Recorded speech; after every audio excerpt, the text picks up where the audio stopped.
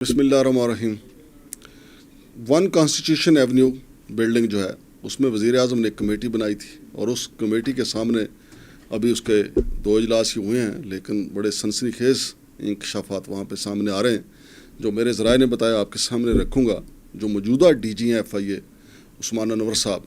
उनका भी एक बड़ा अहम किरदार इसमें सामने आया, लेकिन उस हवाले से मैं बाद में बात करूँगा। अलबत्ता इसमें एक साबिक DG हैं FIA के जो बाद में मुस्लिम लीग नून से जुड़ गए, उनका भी किरदार जो है जुड़ा हुआ नज़र आ रहा है। और अगर इसमें किसी को सज़ा होने गई या हुई तो उसमें वो साबिक DG साहब भी सामने आएंगे। अब तो वो रिटायर हो गए, लेकिन उनके दस्तखतों से डॉक्यूमेंट मौजूद हैं जिसमें उन्होंने इसको लीगल करार दिया। कहा जाता है कि उस वक्त मियाँ साकिब निसार जो चीफ जस्टिस ऑफ पाकिस्तान थे, उनका और उन साबिक DG FIA बशीर मेमन का जॉइंट वेंचर चलता था। बशीर मेमन और साबिक एक डायरेक्टर FIA के कैप्टन शुएब, इन्होंने मिलके ये सारी जो है इसको क्लीन चिट दी थी कि इसमें कोई करप्शन नहीं हुई। लेकिन मामला चूँकि सुप्रीम कोर्ट में था, इन्होंने तो वो रिपोर्ट इसको क्लीन चिट की दे दी।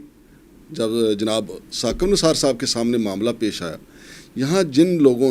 FIA के लोगों ने ये FIR दी थी, उनमें उस वक़्त के inspector anti corruption Afzal Niazi और उनकी टीम शामिल थी। यहाँ पे FIA जो थी वो भी डट गई और CDA वाले भी डट गए। उन्होंने कहा कि जनाब ये जो रहायशी अपार्टमेंट बने हैं वो हफीज़ शेख साहब ने वो इलीगल बनाए हैं। अब सवाल तो ये पैदा होता है कि बिल्डिंग बनते बनते पूरी हो गई, लेकिन CDA वाले वहाँ पे गिराने के लिए नहीं गए। CDA का शोबा इन्फोर्समेंट, CDA का शोबा एनवायरनमेंट और CDA के मेंबर प्लानिंग या बाकी जो लोग हैं वो उधर गए ही नहीं। बिल्डिंग बन रही थी, लोग आते जाते देख रहे थे, लेकिन चूंकि वहाँ पे पावरफुल लोगों का था तो इसलिए पावरफुल लोगों को देखते हुए CDA ने भी जानबूझ के आंखें बंद रखी। और वज़ीर आज़म की इस कमेटी ने अगर कानून और आइन के मुताबिक कार्रवाई की तो यकीन माने तो जेल में इस CDA के जो साबिक अफसरान समेत FIA के साबिक अफसरान भी जो हैं वो जेल यात्रा करने पे मजबूर होंगे अगर कानून ने अपना रास्ता बनाया। लेकिन चूँकि ताकतवर लोग हैं, अब मुस्लिम लीग नून जो है हुकूमत में भी है और मुस्लिम लीग नून की तरफ से ताबड़तोड़ हमले जो हैं वज़ीर दाखिला मोहसिन नकवी साहब पे हो रहे हैं। और अब तक की जो नाज़रीन तहकीकात हैं उसको अगर देखा जाए तो लीगल साइड पे और अदालती साइड पे मोहसिन नकवी साहब का पलड़ा भारी नज़र आता है। लेकिन अगर दूसरी तरफ सोशल मीडिया पे देखा जाए, मुस्लिम लीग नून के अबसार आलम साहब जो हैं तो वो भी बड़े अहम पॉइंट उठा रहे हैं, लेकिन उनके जो अहम पॉइंट हैं वो इस हद तक तो दुरुस्त हैं कि वहाँ पे रहने वाले जो लोग हैं उनका तो कोई कसूर नहीं, तो CDA ने इसको लीगल क्यों करार दिया, फिर regularise chief justice Saqib Nisar ने क्यों किया। और अब ये मामला चूँकि इस्लामाबाद हाई कोर्ट के चीफ जस्टिस सरफराज डोगर साहब ने CDA की बात मानते हुए इस बिल्डिंग को इलीगल करार दे दिया है। लेकिन नाज़रीन जो वज़ीर आज़म की बनाई गई कमेटी है उसके सामने जो चीज़ें आ रही हैं उसमें बड़ा फॉल्ट जो है हफीज़ शेख साहब जो हैं, जो इस बिस्मिल्ला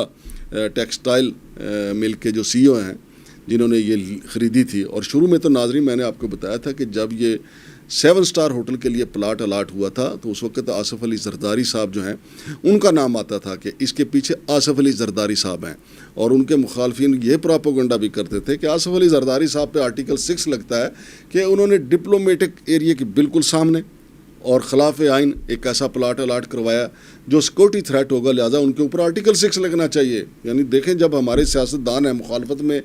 आगे कदम उठाते हैं तो फिर इस हद तक चले जाते हैं कि किसी बंदे पे आर्टिकल 6 ना भी लगता तो कहते हैं कि ये लगा दें, और जिन पे लगना होता है फिर हम हाथ बांध के खड़े हो जाते हैं कि नहीं हमारी तौबा है जी। लेकिन आसिफ अली जरदारी का नाम भी आया। फिर ख्वाजा साद रफ़ीक के हवाले से मैंने आपको बताया था, ये तो अब ये कमेटी जो है, कमेटी के सामने ये बातें खुल रही हैं कि ख्वाजा साद रफ़ीक साहब हफीज़ पाशा साहब के पार्टनर रहे हैं। ये जो सोशल मीडिया पे चीज़ें आ रही हैं कि जी उनके सोशल मीडिया मैनेजर के बेनामी जो उनके नाम पे उनके सोशल मीडिया मैनेजर ने अकाउंट में पैसे डाले वगैरह, ये सब झूठ का पलंदा है। वो डायरेक्ट उनको पता था सबको। तो अगर चौधरी निसार अली खान जिन्होंने उस वक्त भी स्टैंड लिया था जब मियाँ नवाज शरीफ साहब की हुकूमत थी, और इस कमेटी ने अगर चौधरी निसार अली खान का भी बयान रिकॉर्ड किया तो मज़ीद जो है वो सनसनीखेज़ इंकशाफात सामने आएंगे। तो नाज़रीन मैं आपको बताता चलूँ कि इस FIR में जो मुलजमान है उसमें तादाद आहिस्ता आहिस्ता बढ़ती जा रही है। कुछ मुलजमान तो वो हैं جن کو نامزد کیا گیا تھا اس وقت جب یہ FIR ہوئی تھی 2017 میں. تو کچھ ملزمان اب ہیں جو کمیٹی کے سامنے راز کھل رہے ہیں کہ جناب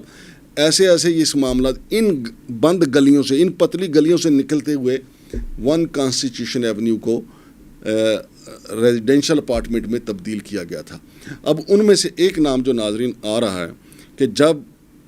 FIA نے جو پرچہ دیا تھا تو اس وقت ڈائریکٹر FIA جناب عثمان انور صاحب تھے, جو آج کل DG FIA ہیں. اس وقت انہوں نے FIA CDA کا جو موجودہ موقف ہے کہ خلاف قانون اور خلاف ضابطہ جو ہے حفیظ پاشا اور ان کے جو پارٹنر تھے انہوں نے یہاں پہ ریزیڈینشل پلاٹ بنائے. حفیظ جو عثمان انور کے ساتھ جو پوری ٹیم تھی انہوں نے قصوروار قرار دیا تھا اس وقت. اور دیکھیں شومائی قسمت کہ جب یہ کٹا کھلا ہے تو عثمان انور صاحب جو ہیں وہ DG FIA ہیں, لہٰذا ان کی اگر وہ رپورٹ بھی, اب میری اطلاع تو یہ ہے, میرے ذرائع نے بتایا کہ جو عثمان انور صاحب نے جو اس وقت رپورٹ تیار کی تھی اور کہا تھا کہ CDA نے اپنے ہی قوانین کو پامال کیا ہے, اور اس کے ساتھ ساتھ جو اس پلاٹ کا مالک تھا حفیظ پاشا, تو انہوں نے تو تمام قوانین کو پامال کیا ہے. اگر وہ رپورٹ بھی اب وزیر اعظم کی اس کمیٹی کے سامنے جائے گی. لیکن ناظرین ادھر ایک اور واردات بھی سامنے آ رہی ہے کہ جب چیف جسٹس ثاقب نثار صاحب اپنے اس محل میں موجود تھے, اپنے چیمبر میں موجود تھے, تو جو بشیر میمن صاحب جو ہیں DG FIA تھے اس وقت, وہ صبح ہی جا کے بیٹھ جاتے تھے کورٹ میں, اور پھر عزت مآب جناب ثاقب نثار صاحب ان سے کہتے تھے کہ جی DG FIA سامنے آ جائیں. پھر وہ ان کو بتا دیتے کہ آج کیا کرنا ہے. پھر میرے ذرائع کے مطابق CDA سے ملنے والی جو معلومات ہیں کہ ثاقب نثار صاحب نے اس وقت بشیر میمن اور کیپٹن شعیب جو ہے ان کی ذمہ داری لگی تھی کہ آپ بالکل CDA کو کلین چٹ دے کے لے کے آئیں. تو انہوں نے پھر جو رپورٹ, یعنی رپورٹ کی جو عثمان انور صاحب کی رپورٹ تھی اس کے اوپر ایک رپورٹ تیار کر دی. انہوں نے کہا جی CDA کا تو کوئی قصور ہی نہیں, اور جو یہ پلاٹ ہے 1 کانسٹیٹیوشن ایونیو کا جو پلاٹ ہے یہ بالکل اوکے ہے اور یہ قانون کے مطابق ہوا ہے. لیکن ناظرین یہاں پہ آپ دیکھیں کہ بشیر میمن صاحب جو ہیں وہ مسلم لیگ نون کے بہت قریب ہیں, وہ سینیٹر بننے کی دوڑ میں بھی شامل تھے, اور جو کیپٹن شعیب ہیں انہوں نے 3 سال پہلے ہی ریٹائرمنٹ لے لی تھی, لہٰذا انہوں نے اپنے بقایا جات لیے اور امریکہ سدھار کے آج کل سنا ہے کہ اقوام متحدہ میں جاب کر رہے ہیں اور موج کر رہے ہیں. اور یہ کٹا کھل بھی جائے تو امریکہ سے بندہ لانا کوئی آسان ہے. یہاں تو ہم کئی لوگوں کو جو ہے وہ برطانیہ سے نہیں لا سکے, تو جو کیپٹن شعیب ہیں ان کو کیسے لائیں گے. چونکہ کیپٹن شعیب صاحب کو پتہ تھا کہ یہ جو آج ہم سے کام کروایا جا رہا ہے بالآخر یہ ایک دن ہمارے گلے پڑ جائے گا, لہٰذا وہ پہلے ہی چلے گئے. تو جو FIR نمبر جو ہے 26/2017 جو ہے, اس میں تو ایک ملزم تو ناظرین جو میں نے آپ کو بتایا کہ بسم اللہ ٹیکسٹائل پرائیویٹ لمیٹڈ کے عبدالحفیظ شیخ صاحب, ان کو عبدالحفیظ پاشا صاحب بھی کہا جاتا ہے. اس کے علاوہ ناظرین میں آپ کو یہ بھی بتا دوں کہ جو باقی ملزمان جو ہیں, اب جو کمیٹی رپورٹ تیار کر رہی ہے اس میں چونکہ دیکھا جا رہا ہے کہ جی یہ لیگل ہوا کیسے تھا, 7 اسٹار ہوٹل کا پلاٹ یہ لیگل ہوا کیسے تھا. بتایا جا رہا ہے کہ جی یہ کیپٹن شعیب اور سابق DG FIA بشیر میمن نے کلین چٹ دی تھی on behalf of supreme court of Pakistan, اور پھر اعجاز الحسن صاحب جو سینئر موسٹ جج ہے وہ ان کے عبدالحفیظ پاشا صاحب کے وکیل بھی رہ چکے تھے, اور وہاں پہ یہ اعتراض بھی کیا گیا تھا کہ جناب اعجاز الحسن صاحب تو ان کے وکیل رہے ہیں, اس کمپنی کے وکیل رہ چکے ہیں, لہٰذا وہ تو بینچ میں نہیں بیٹھ سکتے. لیکن اس وقت جس کے پاس پاور ہوتی ہے پھر اس کو روکنا تو ناظرین پھر آپ کو پتہ ہے سابق چیف جسٹس افتخار چودھری جو ہیں وہ بھی تو صبح آ کے ایوان صدر کو اور پیپلز پارٹی کی حکومت کو سینگوں پہ اٹھا لیتے تھے. ان کا آزاد عدلیہ کے نام پہ انہوں نے اپنے سینگوں پہ صرف پیپلز پارٹی کو اٹھائے رکھا, آپ کو یاد ہونا چاہیے. اسی طرح جب ثاقب نثار صاحب آئے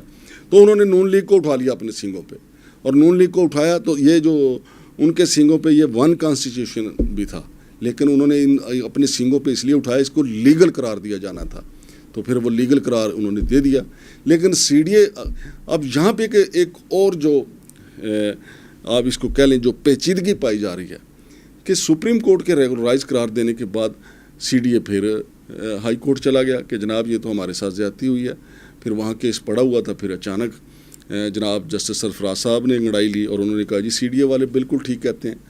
اور ناظرین اگر دیکھا جائے جو کمیٹی ہے وزیر اعظم کی، اس کے سامنے یہ نقطہ جو ہے بڑا اہم اٹھایا جا رہا ہے کہ جناب والا اگر سپریم کورٹ نے اس کو لیگلائز کر دیا تھا تو سپریم کورٹ نے کہا تھا کہ 19 ارب روپیہ عبدالحفیظ پاشا صاحب جمع کروائیں، انہوں نے صرف 2.5 ارب روپیہ جمع کروایا، 17 ارب روپیہ اب بھی باقی ہے۔ یہاں پہ آ کے سوئی پھنس جاتی ہے وزیر اعظم کی کمیٹی کی بھی کہ بات تو سچ ہے 2017 میں جب اس کو 2017 میں ایف آئی آر ہوئی اور اس کے بعد جب ثاقب نثار صاحب نے اس کو لیگلائز قرار دیا تو ساتھ پابند بھی کیا، حالانکہ کلین چٹ ایف آئی اے سے آئی تھی، لیکن جب سی ڈی اے نے کہا کہ جناب یہ ہم نے جو لیز پہ دیا ہے اس کے ان کے پیسے ہیں، یہ پیسے یہ ادا کریں، تو جب سپریم کورٹ کو یہ ماننا پڑا کہ سی ڈی اے درست کہہ رہا ہے، لہٰذا اس کو اگر کلیئر کرنا ہے تو انہوں نے کہا 19 ارب روپیہ جو مالک ہے وہ ادا کرے۔ مالک نے 2.5 ارب روپیہ دے کے آنکھیں بند کر لیں، لیکن اب یہ کیس چلتا چلتا جو ہے بالآخر وہاں پہ پہنچا ہے۔ اب ابصار عالم صاحب کہہ رہے ہیں کہ جی اس کے ایک جو ٹاور ہے اس میں 19 سفیر رہتے ہیں اور دوسرے ٹاور میں بھی تقریباً 19 یعنی 40 کے قریب یہاں پہ سفیر رہتے ہیں، اور اس سے ملکی انٹرنیشنل سطح پہ ہماری بدنامی ہوئی ہے۔ تو بدنامی تو دیکھیں ہم کرپشن کے حوالے سے، وہ ون کانسٹیٹیوشن ایونیو میں کرپشن ہو یا کسی اور جگہ ہماری اسٹیل مل میں کرپشن ہو یا پی آئی اے میں کرپشن ہو یا پی آئی اے کا عملہ جا کے کینیڈا میں سرنڈر کر جائے کہ ہم کہے کہ ہم نے سیاسی پناہ لینی ہے، تو بدنامیاں تو ہم سمیٹنے میں اپنا ثانی نہیں رکھتے۔ تو اب یہ ون کانسٹیٹیوشن ایونیو جو ہے اگر آئینی قانونی لحاظ سے دیکھا جائے تو اس وقت سی ڈی اے کا بھی پلڑا بھاری ہے، ایف آئی اے کا بھی پلڑا بھاری ہے، اور محسن نقوی صاحب کا بھی پلڑا بھاری ہے، چونکہ ایک آپشن تو یہ رکھا جا رہا ہے کہ جن کے وہاں پہ فلیٹ ہیں، اور ناظرین آپ کو بتاتا چلوں محترمہ علیمہ خان صاحبہ نے کہا ہے کہ عمران خان صاحب کا بھی یہاں پہ فلیٹ تھا، اور انہوں نے کہا میں نے بھی فلیٹ یہاں پہ لیا تھا، عمران خان صاحب نے اس کو بیچ دیا تھا، اور علیمہ خان صاحبہ کا کہنا ہے کہ میرا جو پلاٹ تھا وہ عبدالحفیظ پاشا نے اس کو کینسل کر دیا تھا اور میرے پیسے ابھی باقی ہیں اس کی طرف۔ تو ہو سکتا ہے کہ علیمہ خان صاحبہ کے پیسے جو ہیں وہ بھی اس کے ساتھ ساتھ کلیئر ہو جائیں۔ تو میں ناظرین آپ کو تھوڑا سا اس کو بریف کر دیتا ہوں کہ اب باقی ملزمان میں کون کون ہیں۔ تعداد بڑھ رہی ہے آہستہ آہستہ، اور ہو سکتا ہے چونکہ ہفتے کے اندر یہ انکوائری رپورٹ تیار ہوگی، اس میں مزید ملزمان کی تعداد بڑھ دے۔ ان میں محمد نواز کھرل مرحوم لیگل ایڈوائزر بھی تھے، وہ انتقال فرما چکے ہیں۔ پھر سابق چیئرمین کامران لشاری صاحب جو ہیں ان کا نام بھی موجود ہے، وہ تو ایف آئی آر میں موجود ہے۔ پھر سابق ممبر پلاننگ ہیں جی بریگیڈیئر نصرت صاحب، پھر سابق ممبر فنانس کامران قریشی صاحب بھی اس لسٹ میں شامل ہیں ون کانسٹیٹیوشن ایونیو کو لیگل قرار دینے میں۔ پھر ممبر شوکت محمد جو ہیں وہ بھی شامل ہیں، سابق ممبر انجینئر معین کاکڑ صاحب، انہوں نے بھی اس کار خیر میں حصہ ڈالا جی۔ پھر سابق ڈائریکٹر اسٹیٹ حبیب الرحمان گیلانی صاحب، وہ بھی کسی سے پیچھے نہ رہے، ان کا نام بھی اس میں آ گیا جی۔ پھر سابق director P M Faisal Awan صاحب، وہ بھی اس میں شامل ہیں۔ تو ناظرین یہ ساری جو صورتحال ہے، اس میں دلچسپ بات یہ ہے کہ موجودہ ڈی جی ایف آئی اے عثمان انور صاحب، ان کی تو جو انہوں نے رپورٹ شروع میں بنائی تھی کہ جناب سی ڈی اے کا موقف ٹھیک ہے اور ایف آئی آر جو دی ہے ایف آئی اے نے وہ بالکل درست ہے اور اس میں انلیگیلٹیز موجود ہیں۔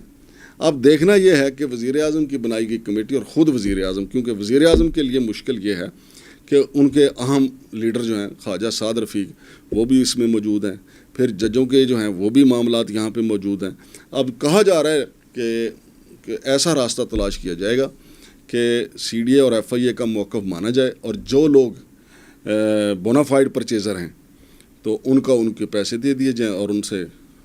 سوری بول لیا جائے، جن میں جج صاحبان بھی ہیں، کچھ غیر ملکی سفرا بھی ہیں، اور اس کے علاوہ جو ہیں کچھ ہمارے اوورسیز پاکستانی بھی ہیں۔ لیکن اب کیس جتنا اونچا چلا گیا ہے نا، اب یہ بالکل ایک طرف لگ کے رہے گا، اور جہاں تک معاملہ یہ ہے کہ کہانیاں بہت ہیں کہ اس کا انویسٹر کون ہے، کون خریدنا چاہ رہا ہے۔ تو خیر مسلم لیگ نون کی طرف سے تو ابصار عالم صاحب نے اس کو پتہ نہیں کہاں سے کہاں جوڑ دیا ہے، لیکن